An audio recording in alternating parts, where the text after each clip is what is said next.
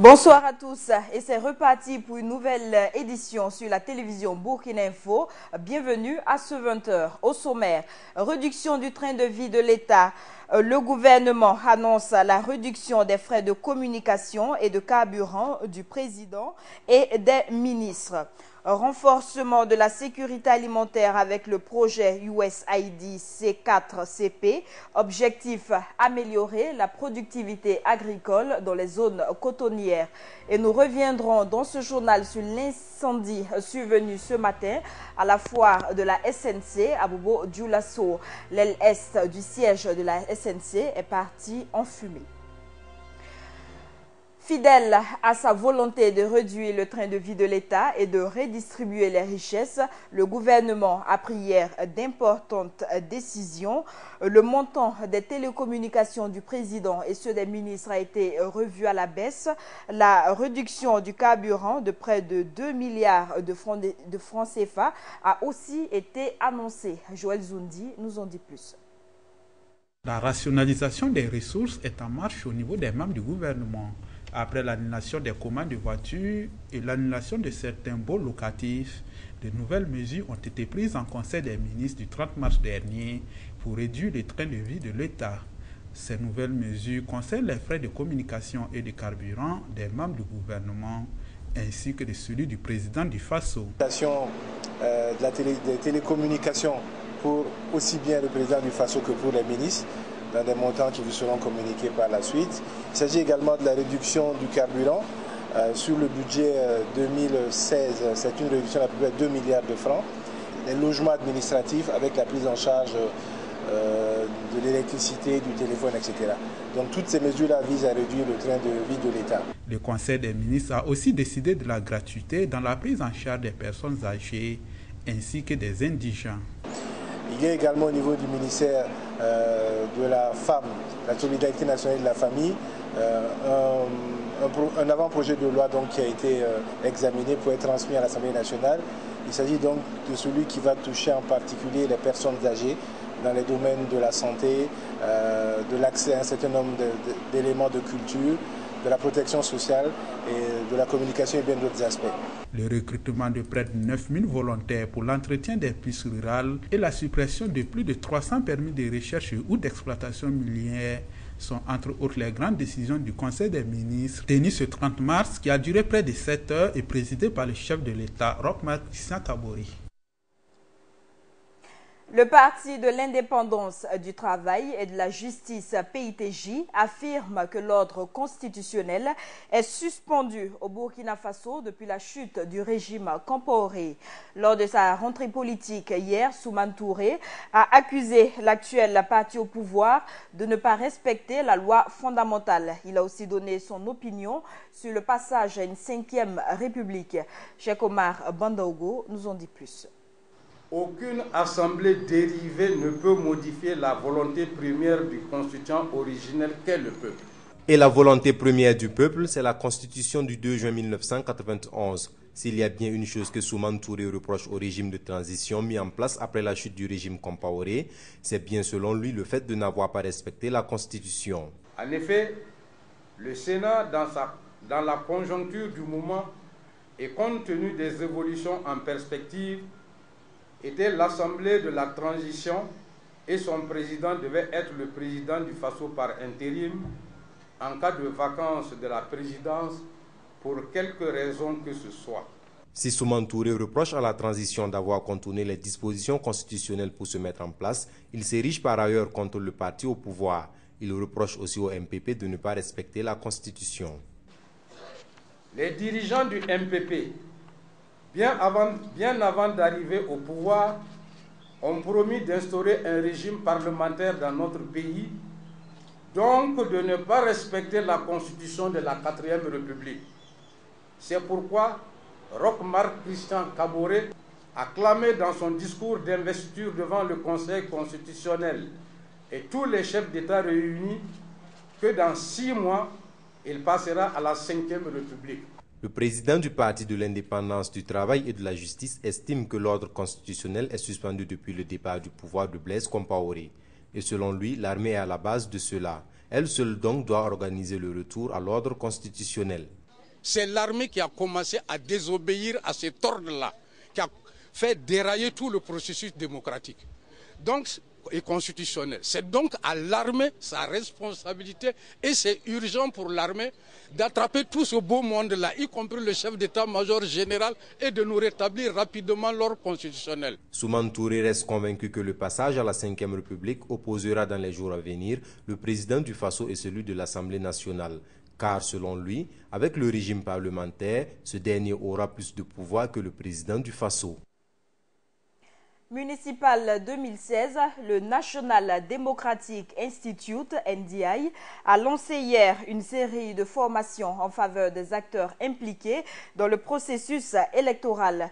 La formation des formateurs des délégués des partis politiques aux élections municipales a été lancée hier. Il s'agira pour ces derniers d'observer le déroulement des élections et la transparence du scrutin. Cheikh Omar Bandaou. Les élections municipales du 22 mai prochain avancent à grands pas. Si du côté de la CENI l'heure est au travail pour la réussite du scrutin, des organisations non gouvernementales multiplient elles aussi les actions dans ce sens. Une dynamique mise en œuvre par le National Democratic Institute NDI, par la formation des formateurs des délégués des partis politiques aux élections municipales. Ce 30 mars a vu le lancement d'une série de formations.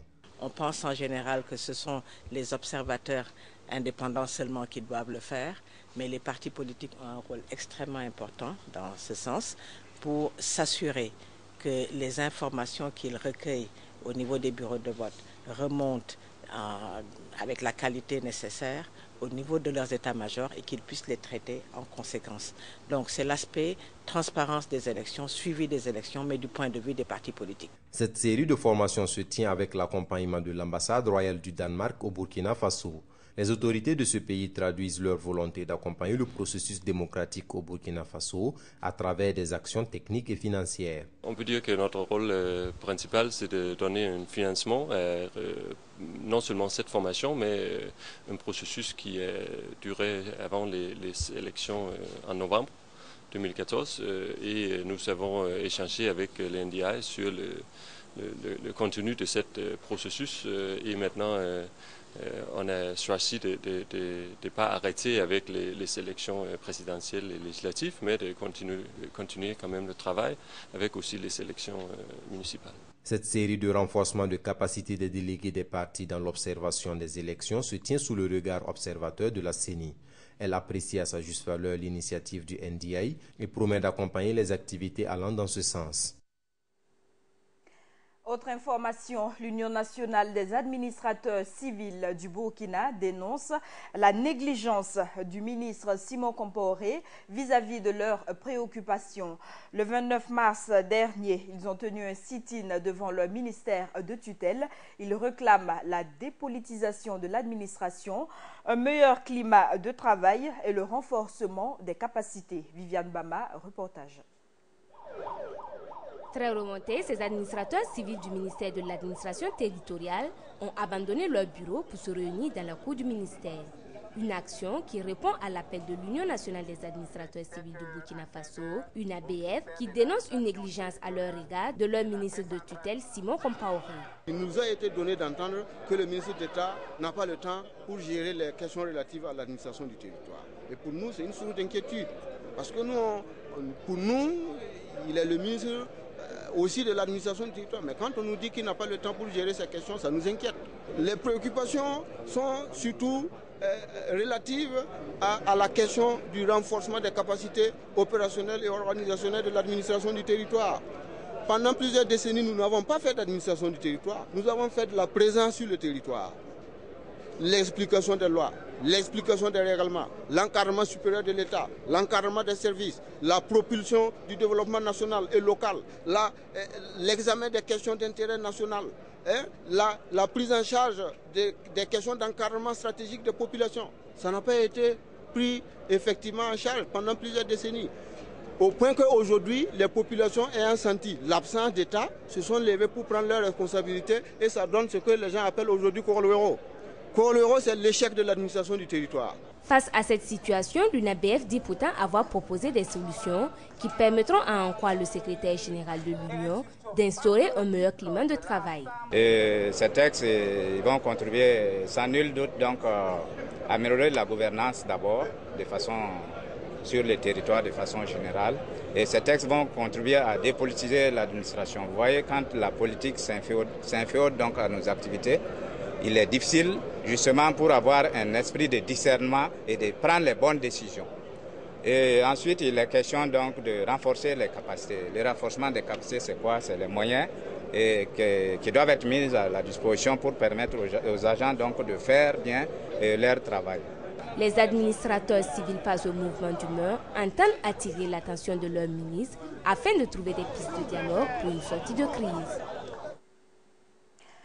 L'ambassadeur des États-Unis était dans la région de la boucle du Mouhoun. Tulinabo Mushingi a échangé hier avec les responsables du projet USAID C4CP, un projet qui vise le renforcement de la sécurité alimentaire dans cette zone.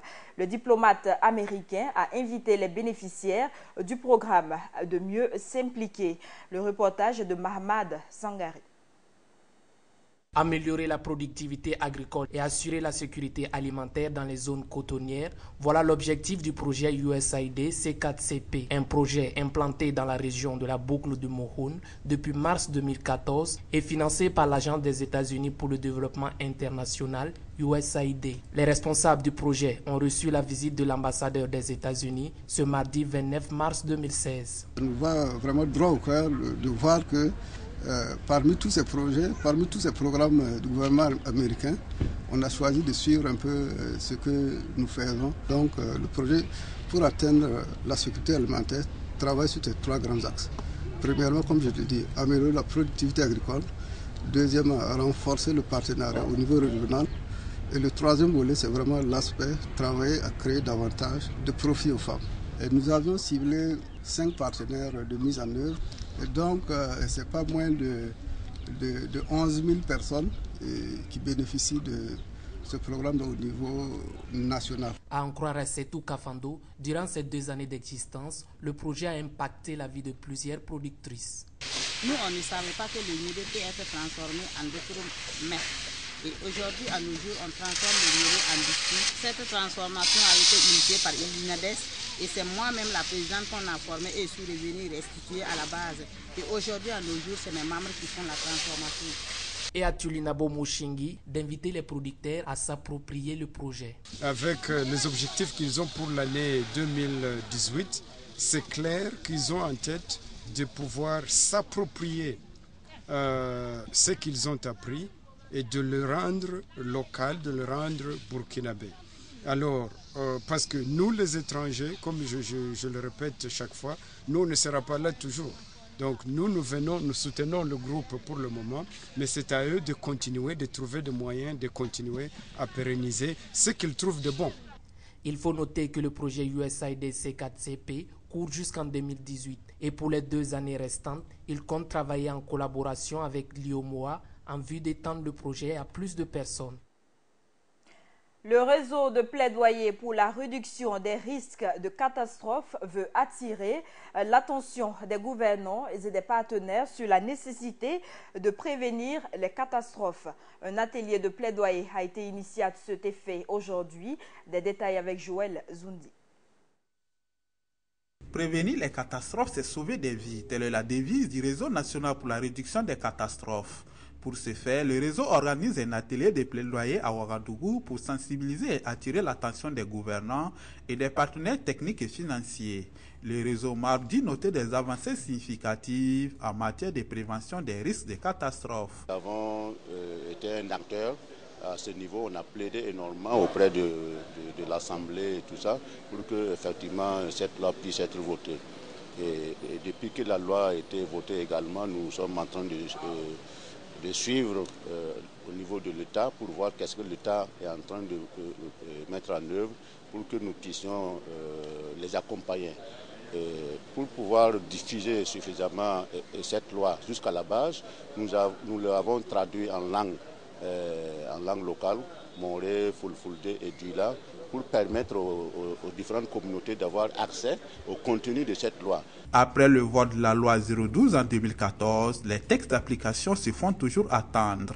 Interpellé, le ministère de la Femme, de l'Action sociale et de la solidarité dit s'y activer. Vous savez que la loi a été adoptée en 2014 et il y a eu beaucoup de choses qui sont passées. Et il y a eu des actions concrètes qui ont été menées, surtout sur le plan opérationnel, parce que vous savez que l'année 2015 surtout a été marquée par beaucoup de crises. Et ce qui a fait que le décret d'application n'a pas été encore adopté. Mais le gouvernement est très conscient, c'est à cause de ça qu'il a pris la loi pour vraiment mettre en œuvre une bonne politique de protection des populations lors des crises et des catastrophes naturelles. Le réseau de plaidoyer pour la réduction des risques contribue à la réduction des risques de catastrophes au Burkina, accompagne les citoyens à s'approprier le contenu de la loi sur la réduction des risques de catastrophes. À présent, cap sur Bobo-Dioulasso pour recueillir des informations relatives à la Semaine nationale de la culture.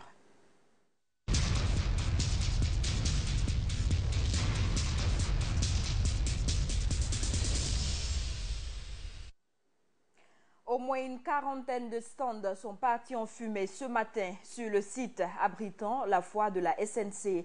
Les pertes sont énormes et les commerçants inconsolables. Les portes de la foire sont restées fermées toute la journée de ce jeudi. Officiellement, les causes de l'incendie sont inconnues. Des précisions avec Samba Kassile Traoré. C'est ce qui reste de l'aile est du siège de la Semaine nationale de la culture, où se tient actuellement la foire de Bobo. Un incendie s'y est déclenché ce jeudi 31 mars, brûlant au passage plus d'une trentaine de hangars. Comme vous le constatez, nous avons été informés ce matin du déclenchement d'un incendie et rapidement les sapeurs-pompiers se sont mis à l'œuvre et actuellement ils ont pu maîtriser l'incendie. Bon, c'était environ vers 5h30 comme ça. Quand nous, on était prêts pour faire la prière du matin là. Et on a vu la flamme là qui s'élevait. Donc nous, on dort à côté, tout juste à côté de l'SNC là. Donc on est venu vite pour voir ce qui s'est passé. On a vu que c'était le feu. Et juste on a pris le mieux pour pouvoir d'éteindre le feu. Cet aile était réservé à la vente des objets divers n'étant pas considérés comme objets d'art. Nous avions ici les divers, ceux qui peuvent vendre les objets ou les marchandises qui ne sont pas classés en objets d'art, ce ne sont pas des services et autres. Mais nous avons également les tradipraticiens juste dans cette zone, les religieux également dans cette zone. Donc ici c'est une zone commerciale réservée donc aux divers, c'est-à-dire vêtements et autres articles. Les mobiles de cet incendie sont encore méconnus, mais les victimes pensent que c'est dû à l'électricité, car selon elles, depuis quelque temps, les locataires de ces stands faisaient des branchements anarchiques. À présent, un peu d'historique sur la SNC. La Semaine nationale de la culture a été créée en 1984. L'idée était celle d'une fête tournante. Finalement, elle a été maintenue dans la ville de Bobo-Dioulasso, une décision saluée par les Bobolais et qui leur a permis d'être l'une des plateformes pour le développement de la culture burkinabé. Samba Kassile Traoré nous en dit plus. La Semaine nationale de la culture est le plus grand festival de l'agenda culturel du Burkina Faso. Créé en 1984, après la première édition du Grand Prix national des arts et des lettres tenu à Ouagadougou en 1983, la Semaine nationale de la culture se fixe pour mission, d'une part, l'identification, la valorisation et la promotion des expressions et identités culturelles des communautés du Burkina et d'autre part, la promotion de la création culturelle et artistique sous l'impulsion d'une direction générale basée à Bobo. Conçue au départ comme une manifestation culturelle à caractère tournant dans les villes du Burkina Faso, la Semaine nationale de la culture au terme des 2 premières éditions acquiert une périodicité biennale. Son caractère tournant est remis en cause avec sa fixation définitive à Bobo-Dioulasso à partir de l'édition 1990. Une fixation qui s'explique selon le président du comité d'organisation de cette 18e édition. Vous savez, Bobo-Dioulasso est une ville cosmopolite et où on peut constater un bouillon culturel très important. Et le choix de Bobo-Dioulasso a été donc guidé à ces critères assez intéressants qui pouvaient être aussi un lieu, parce que c'est aussi la capitale économique et un lieu où beaucoup d'activités se développent. En mettant donc ce festival à Bobo-Dioulasso, on pouvait s'assurer d'une certaine consolidation et une structuration. Aussi, le président du comité d'organisation de la Semaine nationale de la culture Bobo 2016 pense que cette fixation a permis l'émergence de pas mal d'artistes et aussi de créer des infrastructures permettant la bonne tenue de la Semaine nationale de la culture. Aujourd'hui, on peut dire qu'on ne sait pas, les autorités d'antan ne sont pas trompées, dans la mesure où aujourd'hui il y a un siège de la Semaine nationale de la culture, accompagné par une maison qui est le palais de la culture de Burkina, et d'autres activités qui se sont développées. Vous voyez qu'après l'existence de cette Semaine nationale de la culture, au-delà même du fait que les différentes régions du Burkina ont développé ou promu la culture, il y a eu une sorte d'émergence culturelle avec des artistes qui ont développé non seulement les expressions, mais qui ont aussi développé la fabrication d'instruments artistiques. La SNC offre une diversité d'activités qui confère à chaque édition son originalité. Et la 18e édition de la SNC se poursuit à Bobo-Dioulasso sous le thème « Culture et cohésion nationale », un thème qui est représenté dans le logo de la célébration. Membre du comité d'organisation Prosper Tiendre Beogo explique la signification de ce logo, suivant cet élément signé Samba Kassile Traoré. Depuis quelques jours, Bobo-Dioulasso vivre au son de la Semaine nationale de la culture qui est à sa 18e édition. Cette 18e édition est placée sous le thème « Culture et cohésion sociale ». Pour le comité d'organisation, ce thème va de pair avec le logo de la dite édition. Le logo de la 18e édition, vous savez que la SNC a pour thème cette année « Culture et cohésion nationale ». Et on a souhaité que le logotypiste puisse s'inspirer pour créer le logo. Un logo qui comporte pas mal d'éléments. Et selon Prosper Tiendre Beogo, tous ces éléments ont un sens. Le logo est composé de deux mains ouvertes, symbole de la cohésion nationale. Et au centre, nous avons la carte du Burkina, d'où partent des rayons de soleil pour irradier les 5 principales disciplines retenues par la Semaine nationale de la culture. Vous avez au sommet le livre, symbole de la littérature. En partant vers la gauche, nous avons l'art culinaire représenté par un plat servi. Nous avons la musique, la danse représentée par un joueur de djembé. Et à partir de la droite, donc, un masque qui symbolise tout ce qui est art plastique et patrimoine. Et à l'extrême droite, donc, le sport traditionnel représenté par deux lutteurs. Et vous avez tout autour donc le thème de la Semaine nationale, culture et cohésion nationale, et comme un fanion en bas qui entoure les deux mains, où nous avons à l'extrémité donc le faso d'Amfani et le Louis PND, qui part donc de notre patrimoine et qui met en relation le passé, le présent et le futur. Aussi, ce logo comporte les lettres SNC avec les couleurs du drapeau du Burkina pour signifier que la cohésion sociale dont parle le thème concerne le peuple burkinabé, foi de Prosper Tiendre Beogo. Cette année, la SNC, c'est aussi la valorisation de photographie.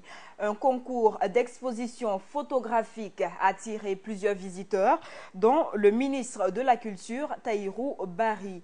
Le premier prix a été décerné à Alexandre Mwango. Samba Kassile Traoré, reportage.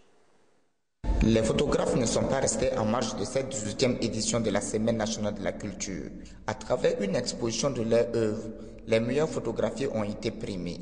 Pour le ministre de la Culture, la photographie joue un rôle dans le développement d'un pays. À travers la photographie, qu'on peut accroître l'attractivité de notre pays. Et je pense que avec cette banque de données qui est désormais mise à la disposition du ministère du Tourisme, il y a un travail assez ambitieux qui sera fait pour promouvoir la destination de Burkina Faso. Alexandre Mwango s'est vu décerner le premier prix grâce à sa photographie Grenier troglodyte prise dans la région des Cascades. Extrêmement fier d'avoir reçu ce que je ne m'attendais pas à recevoir, ce premier prix. Les visiteurs de cette exposition photographique se disent émus de la qualité des œuvres exposées et saluent l'initiative du ministère de la Culture d'encourager ces artistes. Je trouve que c'est une bonne chose parce que du moins tout travail doit être payé. Ça c'est du bon travail, du moment que c'est bien fait. Donc je les trouve magnifiques, vraiment c'est du bon travail. Très beau. Ils sont très beaux et nous estimons que c'est une très belle initiative du ministère de la Culture d'encourager les photographes et de la nature, surtout dans le domaine du tourisme. Et cela contribue énormément à la promotion justement de nos sites touristiques. Ce concours d'exposition, qui est une première, entre dans le cadre des innovations à la Semaine nationale de la culture.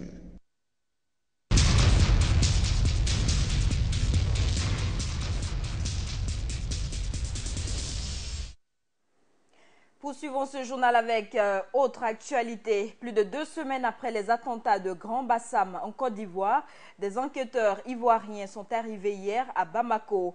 Et cela d'autant plus que la semaine dernière, le Mali annonçait l'arrestation dans le nord du pays de 2 suspects de l'attaque de Grand Bassam.